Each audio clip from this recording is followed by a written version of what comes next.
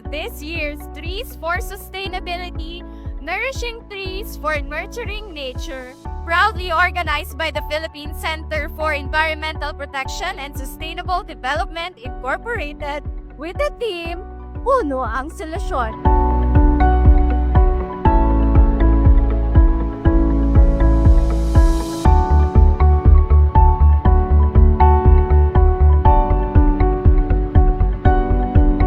Ako si June Alvarez, ang Executive Director ng Philippine Center for Environmental Protection and Sustainable Development, ang pangunahing proponent ng Trees for Sustainability. Trees for Sustainability 2025! Puno ang solusyon! Makapuluhang at makakaligasang araw ang ating pong gaganapin sa lugar na ito, sa aming barangay ng Barangay Magsaysay, Siniloan, Laguna. Una sa lahat, nagpapasalamat ako sa lahat ng nag-participate sa Trees for Sustainability 2025. Without your participation, it won't be happen successfully. At nagpapasalamat kami sa mga sponsors, sa partners, sa Sinuluan government through Mayor Patrick Go. Trees for Sustainability 2025! Puno ang solusyon!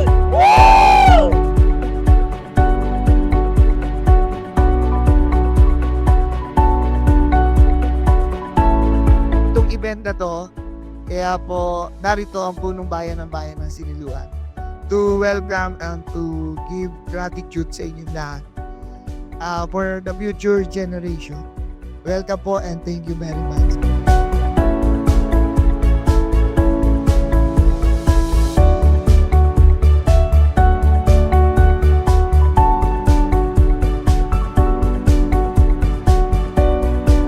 Trees for Sustainability 2025! Puno ang solusyon!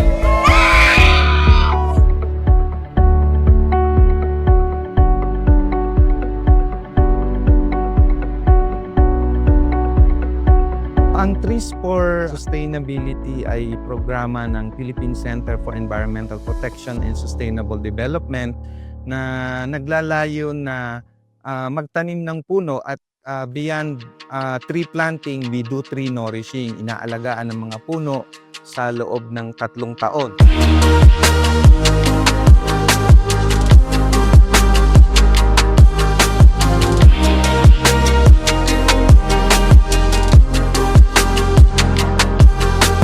As we dig into the soil today, let's also plant in ourselves a deeper sense of responsibility. Let's plant with pride. Let's plant for our environment. And let's plant for our next generations.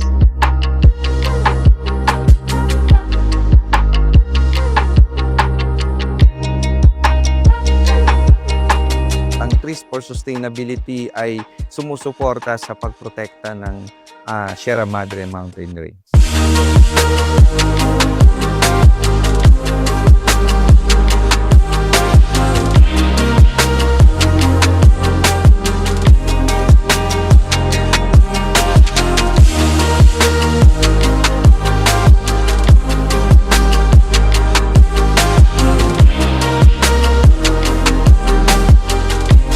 Puno ang solusyon!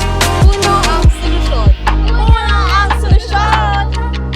Ito ay may layunin na magbigay ng livelihood sa mga lokal na tao katulad dito sa Sinuluan na piniling site ng Trees for Sustainability, makapagbigay tayo ng livelihood sa kanila. Pangalawa, maproteksyonan ang kalikasan. Ang puno ay umihigop ng carbon dioxide na siyang sanhi ng climate change.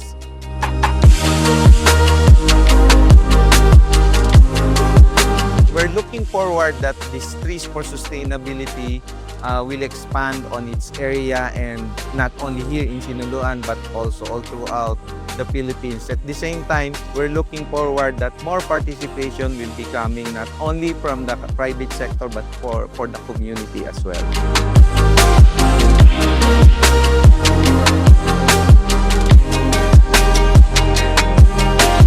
Take nothing but a picture, kill nothing but time, leave nothing but memories and footprints.